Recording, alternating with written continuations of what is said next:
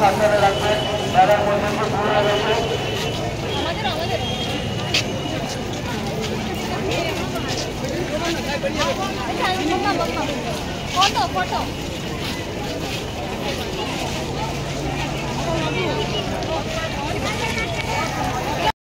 জয় জগন্নাথ। জগন্নাথ দেব মাসির বাড়ি চলে গিয়েছিল সোজারাতে, মাসির বাড়ি থেকে আবার আমাদের মাহেশের যে জগন্নাথ মন্দিরে আবার ফিরে এলো আজকে।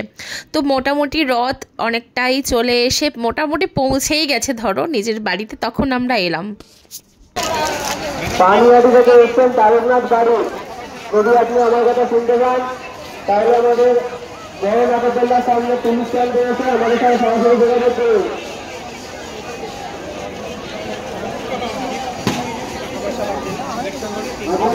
628 বছরের মাহেশের পুরানো রথ। আমাদের অনেক দূর দূরান্ত থেকে লোকজন আসে মাহেশের রথ দেখতে।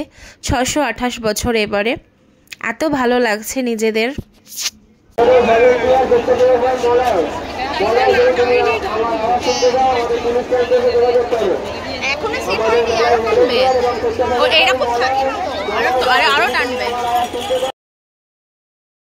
এত ভালো লাগছে নিজেদের এখানের মানে রথ নিজেদের একদম কাছাকাছি।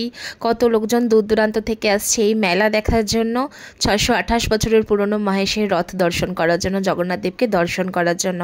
সত্যি মনটা শান্ত হয়ে যায় যখন জগন্নাথ দেবের কাছে আসি, বা রথ বলে নয়, যখন মন্দিরে যাই আমরা এমনি সময়তেও 12 মাস যখন মন্দিরে যাই সত্যিই মনটা শান্ত হয়ে যায়।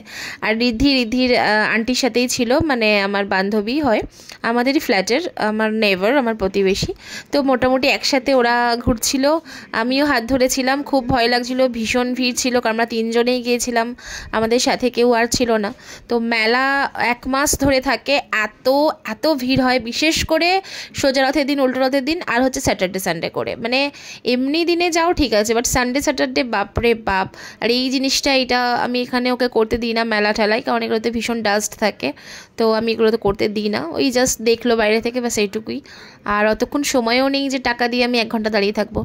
তো রিদ্ধি এখন বলছিল মোমো খাবে, মাম্মা মোমো আনো, ঠিক আছে চল যা খাবি খা তোরা, আমি জাস্ট দাঁড়িয়ে থাকবো। কারণ আমার এই ভিড়ের মধ্যে এই গরমে একদম আনইজি ফিল হচ্ছে, একটু ভালো লাগছে না। এটা ওর আন্টি ওকে কিনে দিল, একটা কিনেছে আন্টি, মানে ওরও ছেলে আছে, বাচ্চা বাড়িতে রেখে এসেছি, তো তার জন্য, আর একটা আমার ছেলের জন্য। আর এই জিনিসটা ঘটি গরম, এতটাই ভালো লাগে ঘটি গরম খেতে, ছোটোর থেকেই মানে খেয়েই বড় হয়েছি, এত ভালো লাগতো আগে। তো মোটামুটি একটা ঝাল ছাড়া একটা ঝাল দেওয়া নিলাম। তো মেলা কেমন লাগলো সকালে প্লিজ কমেন্ট করে জানিও।